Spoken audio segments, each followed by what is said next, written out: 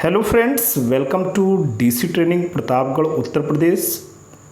दोस्तों, अनियमित नियम विरुद्ध फर्जी नियुक्ति के संबंध में कार्यवाही संबंधी आदेश जारी हो गया है और इसे जारी किया है शिक्षा निदेशक बेसिक। दोस्तों, परिवर्तन की बयार बह रही है। बेसिक शिक्षा में आमूल चूल परिवर्तन हो रहा है, चाहे वो अवस्थापना सुविधाओं को संतृप्त करने की बात हो, ऑपरेशन कायाकल्प, या मिशन प्रेरणा नामक अभियान हो। पुरजोर कोशिश ये है कि पेडागॉजिकली जो शिक्षण का पेशा है उसमें परिवर्तन किया जाए। पुरातन जो शैक्षणिक व्यवस्था है उसमें तकनीकी परिवर्तन ला रही है। कोविड-19 वैश्विक महामारी के बावजूद भी शिक्षण पेशे में दोस्तों तमाम परिवर्तन हो रहे हैं। इन्हीं परिवर्तन के क्रम में विभाग में सफाई का कार्य भी बहुत तेज़ी से हो रहा है। आप कहेंगे सर सफाई कैसी? तो दोस्तों, सफाई ऐसी कि शिक्षण के पेशे में सबसे अधिक संख्या बेसिक स्कूल के शिक्षकों की है। तकरीबन 5.5 लाख शिक्षक उत्तर प्रदेश के विभिन्न परिषदीय प्राथमिक और उच्च प्राथमिक विद्यालयों में अध्यापन कार्य कर रहे हैं। मेरिट के आधार पर भर्तियां होती रही हैं। तो सीधी सी बात है कि चाहे जो सरकारें आई हों, तमाम ऐसे लोग भी इस पेशे में शामिल हो गए जिन्होंने फर्जी तरीके से, कहीं अभिलेख में विसंगति है या किन जुगाड़ तंत्रों का प्रयोग करके वो इस पेशे में आ गए। अब सरकार क्या कर रही है?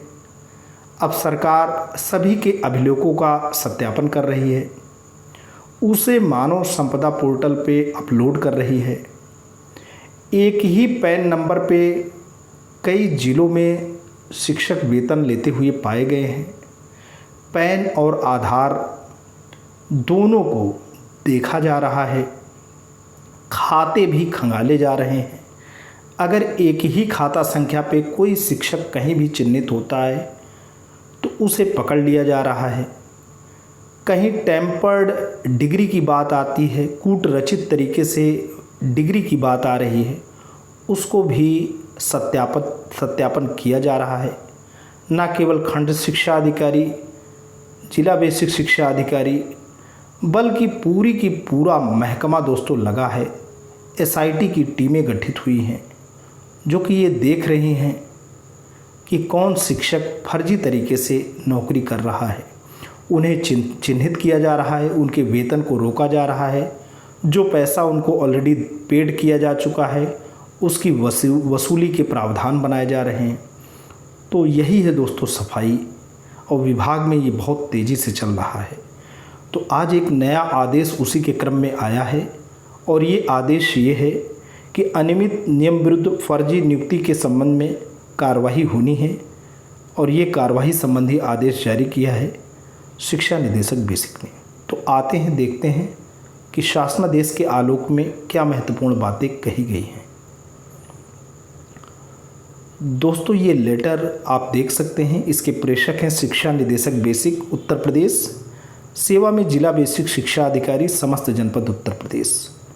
पत्रांक शिक्षा निदेशक बेसिक एसआईटी जांच 19566-19832/2020-21 दिनांक 10 जुलाई 2020। विषय इसका है प्रदेश के परिषदीय विद्यालयों में कार्यरत अनियमित नियम विरुद्ध फर्जी रूप से की गई नियुक्तियों के विरुद्ध कार्यवाही करने के संबंध में। महोदय, उपर्युक्त विषयक शासनादेश संख्या 1137/2020-10/67/2018 दिनांक 6 जुलाई 2020 छाया प्रति संलग्न का अवलोकन करने का कष्ट करें, जो समस्त जिला अधिकारी उत्तर प्रदेश को संबोधित एवं अन्य के साथ आपको भी पृष्ठांकित है, जिसके द्वारा प्रदेश के समस्त जनपदों के परिषदीय प्राथमिक विद्यालयों में सहायक अध्यापकों की अनियमित नियम विरुद्ध फर्जी नियुक्तियों की जांच हेतु पूर्व में निर्धारित 9 टर्म ऑफ रेफरेंस के साथ साथ निम्नलिखित बिंदुओं को भी टर्म ऑफ रेफरेंस में शामिल किए जाने का निर्णय लिया गया है। 9 बिंदु दोस्तों उसमें रहे हैं। उसके अलावा भी कुछ नए बिंदु इसमें शामिल हो रहे हैं। अब आप देखिए ये बिंदु कौन कौन से हैं। पहला बिंदु कहता है कि समिति द्वारा जनपद में अनियमित नियम विरुद्ध फर्जी रूप से नियुक्त शिक्षा मित्र अनुदेशक अध्यापक एवं KGBV यानी कस्तूरबा गांधी बालिका विद्यालय में कार्यरत शिक्षकों जिनका चिन्हांकन विभिन्न जांच एजेंसियों जैसे SIT, STF एवं स्थानीय प्रशासन द्वारा किया जा चुका है और जिनके विरुद्ध विभागीय स्तर पर कार्रवाई गतिमान है, में नियमानुसार FIR, वेतन वसूली एवं सेवा समाप्ति संबंधी कार्रवाई पूर्ण की जाएगी। समिति के तीनों सदस्य अपने से संबंधित कार्रवाई अर्थात FIR, वेतन वसूली एवं सेवा समाप्ति संबंधित कार्रवाई अनिवार्य रूप से पूर्ण कराएं। दूसरा बिंदु कहता है समिति यह भी परीक्षण करेगी कि जनपद में कार्यरत कितने अध्यापकों द्वारा आयकर संबंधी पैन कार्ड परिवर्तित किए गए हैं। यदि परिवर्तित किए गए हैं तो परिवर्तन का कारण पता किया जाए, जिससे यह ज्ञात हो सके कि अध्यापक फर्जी रूप से तो कार्य नहीं कर रहा है और वेतन भुगतान प्राप्त कर रहा है।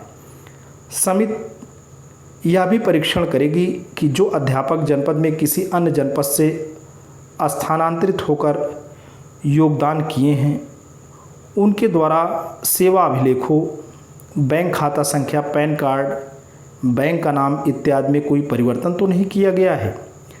तीसरा बिंदु ये कहता है कि मृतक आश्रित के रूप में नियुक्त अध्यापकों के संबंध में इस आशय की जांच कर ली जाए कि किसी एक मृतक आश्रित के रूप में एक से अधिक आश्रित तो नहीं कार्य कर रहे। क्या किसी मृतक आश्रित द्वारा अंतर जनपदीय स्थानांतरण भी कराया गया है?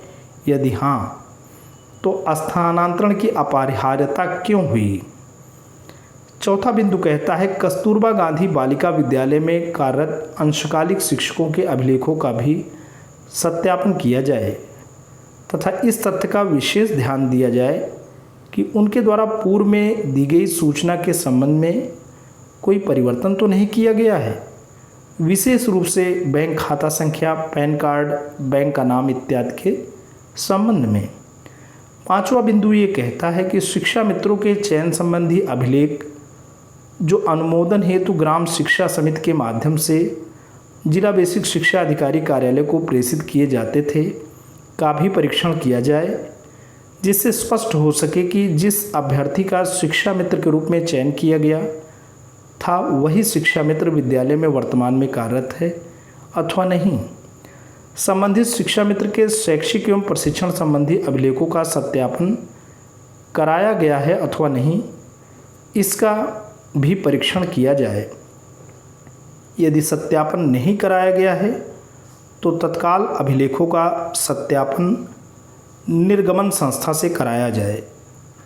उपरोक्तानुसार यदि चयन या अभिलेखों में कोई असत्यता, भिन्नता पाई जाती है तो समिति नियमानुसार कठोर कार्रवाई करेगी। छठवां बिंदु कहता है कि समिति द्वारा इस तथ्य की भी जांच की जाए कि वेतन भुगतान हेतु जो बेनिफिशियरी फाइल वित्त एवं लेखाधिकारी बेसिक शिक्षा द्वारा वरिष्ठ कोषाधिकारी को प्रेषित की जाती है, क्या उससे भिन्न खाते अथवा बेनिफिशियरी को वेतन अंतरित तो नहीं हो रहा है।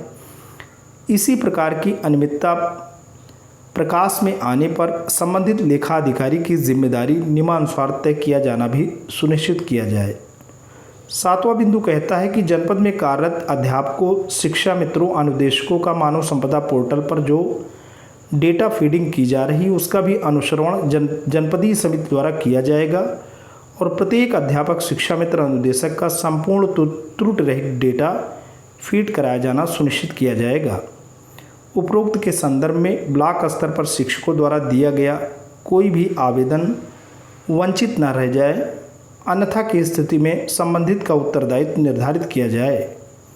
अतएव आपको निर्देशित किया जाता है कि कृपया उक्त के आलोक में अपने जनपद के परिषदीय विद्यालयों में अनियमित फर्जी रूप से की गई नियुक्तियों के संबंध में जांच की कार्यवाही में उपरोक्त टर्म ऑफ रेफरेंस को सम्मिलित कर जांच की कार्यवाही संपादित कराकर जांच आख्या शीघ्रातिशीघ्र कार्यालय महानिदेशक स्कूल शिक्षा उत्तर प्रदेश तथा इस कार्यालय को उपलब्ध कराना सुनिश्चित करें। संलग्नक उक्तवत भवती डॉक्टर सर्वेंद्र विक्रम बहादुर सिंह, शिक्षा निदेशक बेसिक उत्तर प्रदेश लखनऊ। तो दोस्तों आपने देख लिया कि पूरी की पूरी कार्रवाई होनी है और इस संबंध में शिक्षा निदेशक बेसिक ने अपना आदेश जारी किया है और पृष्ठांकन संख्या आप देख सकते हैं। शिक्षा निदेशक बेसिक SIT की जांच 19566-19832 और इसकी कॉपी आप देख सकते हैं। विशेष सचिव बेसिक शिक्षा अनुभाग 1 व 5 उत्तर प्रदेश शासन लखनऊ, महानिदेशक स्कूल शिक्षा उत्तर प्रदेश लखनऊ, समस्त मंडलायुक्त उत्तर प्रदेश, समस्त जिलाधिकारी उत्तर प्रदेश, समस्त मुख्य विकास अधिकारी उत्तर प्रदेश, पुलिस उप महानिरीक्षक विशेष अनुसंधान दल उत्तर प्रदेश लखनऊ, सचिव उत्तर प्रदेश बेसिक शिक्षा परिषद प्रयागराज, वित्त नियंत्रक उत्तर प्रदेश बेसिक शिक्षा परिषद प्रयागराज और समस्त मंडलीय सहायक शिक्षा निदेशक बेसिक उत्तर प्रदेश को प्रेषित हुई है। तो दोस्तों आज के लिए इतना ही। ये वीडियो इन्फॉर्मेशन आपको कैसा लगा? अगर अच्छा लगा हो तो प्लीज़ इसे लाइक करना, चैनल पे कमेंट करना। लेकिन अगर आप DC ट्रेनिंग प्रतापगढ़ उत्तर प्रदेश के इस खूबसूरत यूट्यूब चैनल पर नए हैं, पहली बार विजिट कर रहे हैं, तो प्लीज़ इसे सब्सक्राइब करें। जब भी आप सब्सक्राइब का बटन प्रेस करते हैं बराबर से एक बेल आइकन आता है, उसे प्रेस करें और चैनल को सब्सक्राइब करें। Thanks for watching and listening. This is Ajay Prakash Dubey signing off.